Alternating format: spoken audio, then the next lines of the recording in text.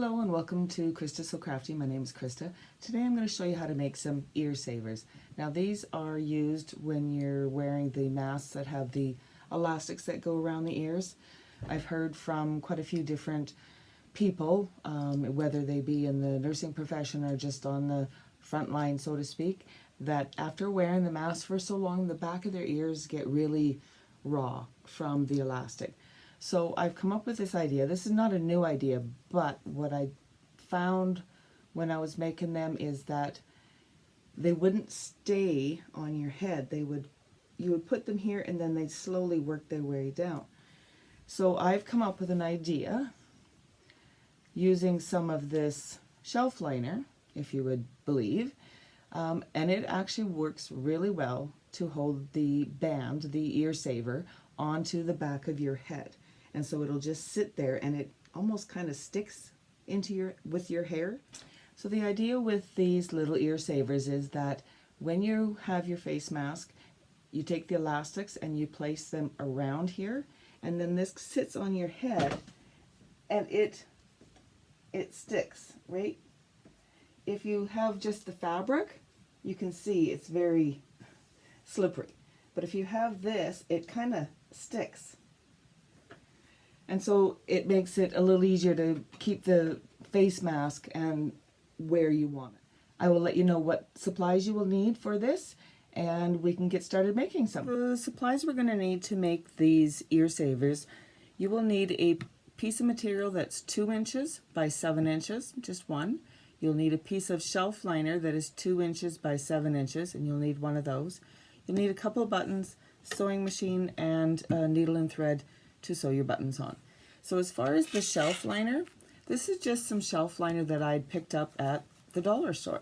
It's Grippy's shelf and drawer liner. Yeah, you don't need very much, so this would make a whole lot of ear savers. Anyways, we're just going to cut a piece, like I said, 2 by 7 out of that. So basically all I did, take your shelf liner. Now there is a right and a wrong side. So there's a kind of a flat, soft side, and then there's kind of a more bumpy side. I consider the bumpy side the right side. So I'm going to lay that up on my counter here, and I'm going to take the right side of my material and I'm going to hold it over and just lay it down like that. And I do just stick a couple pins, one in either end, just to kind of hold everything together.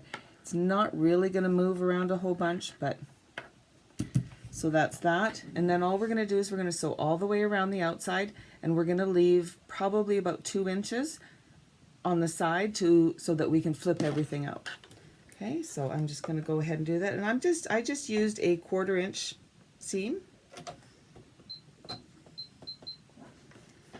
And away we go. And do a little back stitch.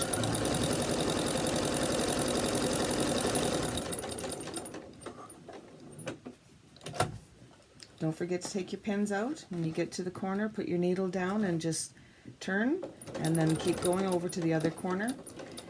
And I am sewing with the liner part face down. If you sew it with the liner up, it tends to get caught more so in the foot than it does on the feed dogs. So if you notice, I was kind of lifting it up a little bit so that as it's sewing, it's not sticking to my table bed. Okay, so one more little stitch there, and go right up the other side.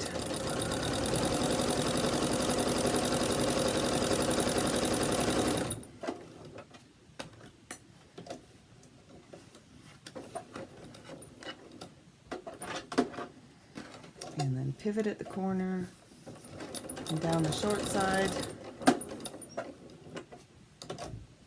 And then just do a little bit of a stitch and then back stitch. Cut your threads. And now I do go in and I just trim off the corners here. Just make sure that, so that there's not a lot of bulk in the corners, and we can get them pointed out as much as we can. Trim off any extra that if you think it's going to be too much, just give it a little trim. And now the fun part is we need to turn this. So what I do is I reach down in here, and it is a little sticky with the liner, get my thumb in there, and I have a chopstick that I use. And I just kind of insert it in there into the bottom and just start turning it. However you want to turn it. Like I said, it's a little sticky because of the shelf liner. And then just poke that through. Get it started, and it seems to be stuck here. There we go. And have it, once you get it to the opening, then you can just grab it and pull, and everything will start popping out. And then just turn the other end. You want to reach in there and get your corners poked out. Careful you're not pushing and poking too hard on the liner. It is like a soft rubber, so it can wreck. Find something and just get those corners all poked out. Again, be gentle. Go down to this end. Okay, so now this is what you're going to end up with, is just a little rectangle piece. Tuck your little edges in here, line everything up, and then what I did is I just did it like 1/8 of an inch top stitch all the way around. Okay, and don't iron this. Don't iron this because it will melt. Okay, so I'm just going to get this under my presser foot.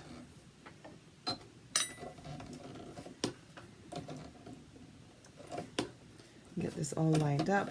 A little back stitch, and then just sew all the way around. Again, when you get to your corners, put your needle down and pivot. And while you're in the process of doing your top stitch, which helps everything lay nice and flat, it also closes up that opening that we had left so we could turn it. Okay, so get this lined up.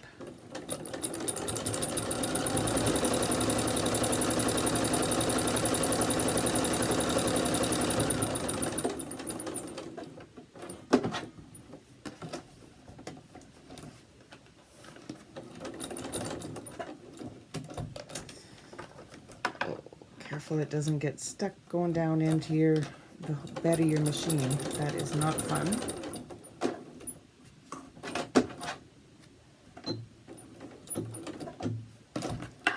And I'm just going to trim off this little thread and just the home stretch here.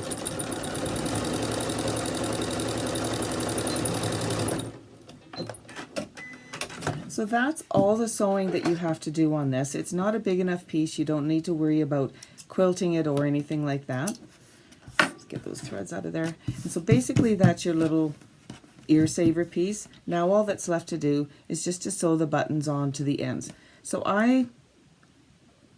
when I did the other one, I left probably about 1/4 of an inch, 1/8 to 1/4 of an inch from the edge, and just sew your buttons on. That's all you have left to do. Give it a try.